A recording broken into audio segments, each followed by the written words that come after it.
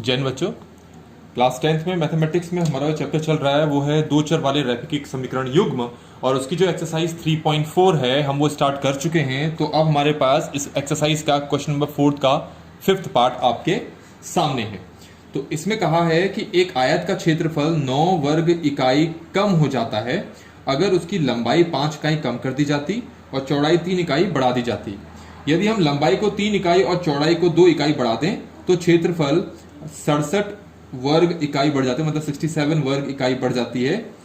आयत की विमाएं आपको ज्ञात करनी है। क्वेश्चन को समझने के लिए हम सबसे पहले एक आयत बना लेते हैं। ये वो आयत है जिसके बारे में वो बात कर रहे हैं, मतलब रेक्टेंगल है। ठीक हो गया। इसकी हमने लंबाई मान ली x और चौड़ाई हमने मान ली y। स्टार्टिंग में हमें यही करना है क्योंकि लंबाई और चौड़ाई हमें दी नहीं है, तो हम यहां लिख लेते हैं माना कि आयत की लंबाई है x इकाई, x यूनिट मान ली, यहां पर मीटर सेंटीमीटर कुछ भी हो सकता है। क्वेश्चन में इकाई लिखा है तो हम इकाई बोलेंगे, x इकाई। और चौड़ाई हम मान लेते हैं y इकाई। तो लंबाई और चौड़ाई दोनों हमने यहां पर मान लिया है।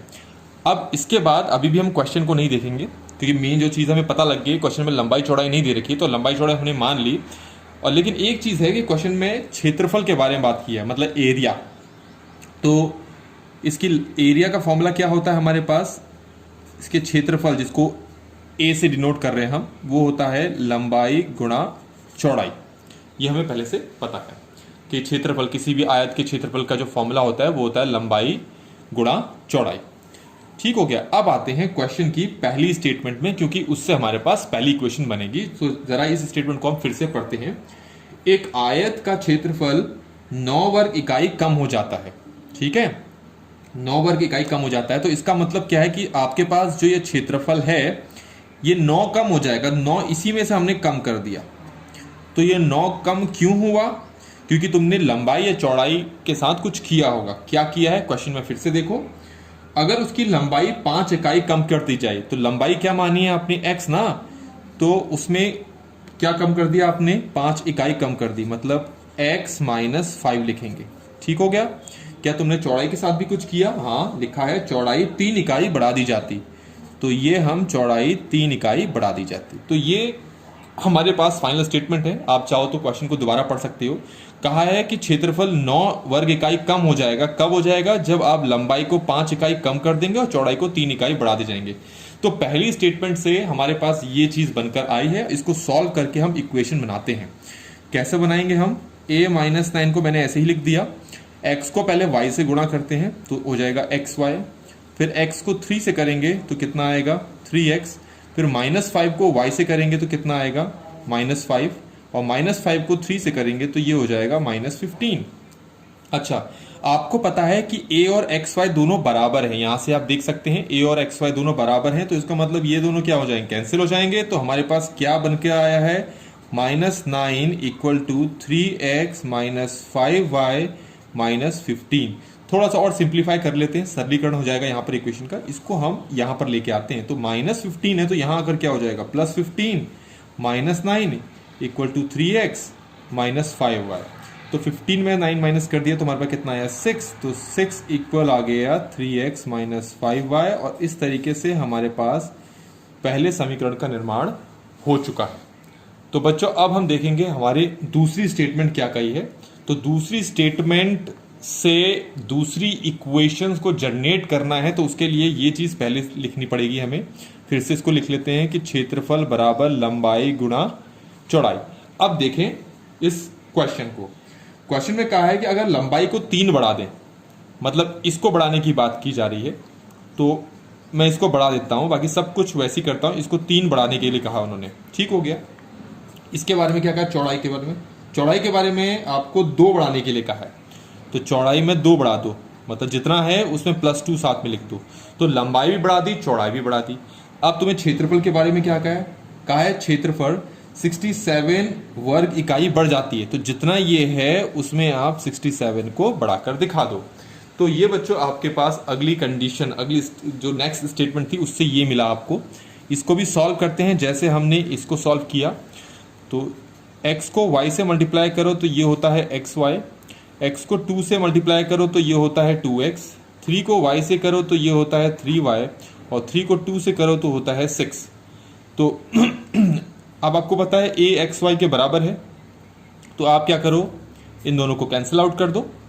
क्या बचा, 67 equal to 2x plus 3y plus 6। अब 6 को यहाँ पे शिफ्ट करते हैं तो हमारे पास आता है 67 minus 6 equal to 2x plus 3y। अब 67 माइनस 6 कितना होता है हमारे पास, ये होगा 67 equal to 3x plus 2x plus 3y। तो इस तरीके से हमारे पास जो इक्वेशन है वो ये रही। तो ये हमारे पास फर्स्ट इक्वेशन रही थी, ये हमारे पास सेकंड इक्वेशन रही थी। अब हम क्या करेंगे, इन दोनों इक्वेशंस को सॉल्व करते हैं।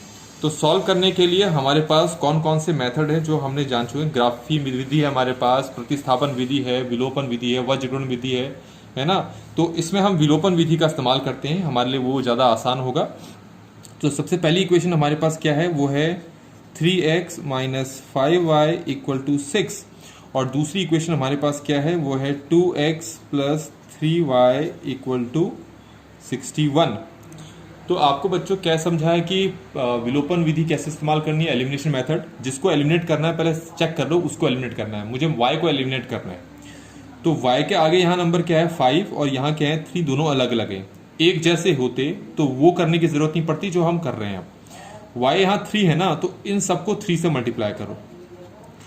y 5 है तो इन सबको 5 से मल्टीप्लाई करो। हो गया। तो मल्टीप्लाई के फॉर्म में लिख तो दिया लेकिन मल्टीप्लाई किया नहीं, तो अब मल्टीप्लाई करता हूँ। 3 को 3 से करूँगा तो मेरे पास आ गया 9x, 3 को 5 से करूँगा तो मेरे पास आ गया 15y, 3 को 6 से करूँगा तो मेरे पास आ गया 18। मैंने इस 3 को इन तीनों से मल्टीप्लाई कर दिया। उसी तरीके से इस 5 को भी इन तीनों से मल्टीप्लाई करना पड़ेगा। सबसे पहले इसके साथ ये है 10x, 5 को 3 से करोगे तो कितना आएगा 15y, और इससे करोगे तो ये इतना आ रहा है 305। अब बच्चों इसके बाद हमें क्या करना है, हमें या तो इन दोनों इक्वेशंस को हमें जोड़ना होता है या फिर घटाना होता है। तो जिसको आप यहाँ से विलुप्त करना चाहते हैं, जिसको एलिमिनेट करना चाहते हैं, अगर उसके पास अपोजिट साइन है, जैसे यहाँ माइनस प्लस है, तो आप दोनों इक्वेशंस को जोड़ो, अन्यथा घटाओ। अगर ये माइनस माइनस है तो दोनों इक्वेशन को घटाओ, प्लस प्लस है तो भी उन दोनों को घटाओ। अभी ये माइनस है ये प्लस है, तो ये और खुद ही ऑटोमेटिकली दोनों इक्वेशन को हम जोड़ेंगे तो ये कैंसिल हो जाएगा। 9x और 10x को जोड़ोगे तो कितना आ जाएगा आपके पास 19x आ जाएगा। यहाँ से इनको जोड़ोगे तो हमारे पास ये कितना आएगा 323, ये आ गया 323। अब हमें क्या करना है, हमें यहाँ से x की वैल्यू निकालनी है। तो हमारे पास जो इक्वेशन है वो ये है 9x equal to 323, 19 x equal to 323, और x इक्वल हो गया 323 ओवर 19। 323 को अगर 19 से डिवाइड करते हैं तो ये आता है 17। आप डिवाइड करके देखेंगे ये 17 आ जाएगा। अब ये जो x की वैल्यू आ गई, तो इसके साथ हमें y की वैल्यू भी चाहिए। तो ये जो y की वैल्यू है उन्हीं दोनों इक्वेशन में अगर हम पुट करें, उन दोनों इक्वेशन में से किसी एक इक्वेशन में अगर हम पुट करते हैं तो हमारे पास आ जाएगा। तो हम पुट करते हैं फर्स्ट इक्वेशन में जो कि ये है। तो इसमें x की जगह हम 17 पुट करते हैं। तो 3 multiply 17 minus 5y equal to 6। इसको इससे मल्टीप्लाई करेंगे तो ये आएगा 51 minus 5y equal to 6, minus 5y equal to 6 minus 51, तो माइनस 5y इक्वल टू ये आ गया माइनस 45, माइनस माइनस कैंसिल, तो y कितना आ गया आप देखेंगे, ये आ गया 45 ओवर कितना 5। 45 को 5 से काटो कितना आ गया आपका 9। तो y हमारे पास कितना आ गया 9, और हमारे पास x कितना आ गया था ऊपर 17। तो क्वेश्चन में आपको आयत की विमाएं फाइंड करने के लिए कहा था, ज्ञात करने के लिए कहा था। तो इस तरीके से हमने विमाएं ज्ञात कर ली, मतलब x भी ज्ञात कर लिया और y भी हमने ज्ञात कर लिया। अब चाहो तो इसको भी हम चेक कर सकते हैं, चेक करने का हमारे पास तरीका वही रहेगा। तो हम यहाँ पर वैसे चेक करने के लिए क्वेश्चन में कहा नहीं है, लेकिन हम यहाँ पर चेक करके देखते हैं। तो चेक करने के लिए सबसे पहले हम लिखते हैं एरिया किसके बराबर था, x मल्टीप्लाई वाई ना।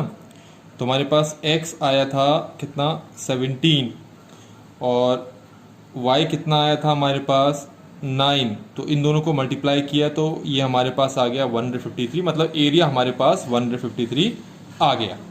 अब आते हैं हम पहले, ये सिर्फ चेक कर रहे हैं, ज़रूरी नहीं है कि आपको भी चेक करना है। अब हमारे पास जो पहली कंडीशन थी वो ये थी कि अगर लंबाई को 5 इकाई कम कर दी जाए और चौड़ाई 3 इकाई बढ़ा दी जाए, तो लंबाई कितनी थी आपके पास ये, इसमें आप 5 इकाई कम कर दो तो कितना बन जाएगा, अगर 17 में 5 कम कर दे तो ये 12 बन जाएगा। और जो चौड़ाई थी, चौड़ाई 3 इकाई बढ़ा दो, इसमें 3 बढ़ा दो कितना हो गया ये 12। तो 12 को 12 से गुणा कर दो कितना आया 144। तो इसमें 5 कम कर दें, इसे 3 बढ़ा देने पर आपका जो क्षेत्रफल है वो 9 वर्ग इकाई कम हो जाता। क्षेत्रफल हमारे पास कितना आया था 153, इसमें से 9 कम कर दो तो कितना आ रहा है ये 144। तो इस तरीके से देख सकते हैं हमारे पास ये जो क्वेश्चन है वो बिल्कुल, जो सोल्यूशन है वो बिल्कुल सही है। तो बच्चों इस तरीके से हमारे पास ये एक्सरसाइज का 5th क्वेश्चन भी कंप्लीट होता है और हमने ये एक्सरसाइज भी फिनिश कर ली। नेक्स्ट वीडियोज़ में हम अगली एक्सरसाइज को पर कॉन्सेंट्रेट करेंगे। Thank you so much. जय हिंद।